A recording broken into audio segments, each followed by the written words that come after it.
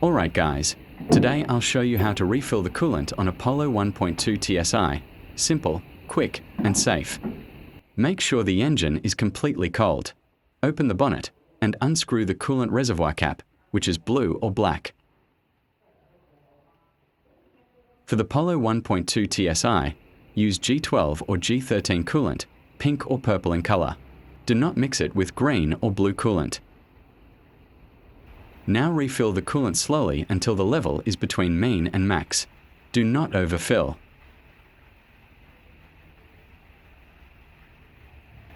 Once done, close the coolant cap tightly. Start the engine and let it idle for 1 to 2 minutes.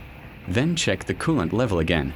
If it drops slightly, refill a little more until it stabilizes. Check for any leaks and that's it. Don't forget to check your coolant every 2 to 3 months. Thanks for watching.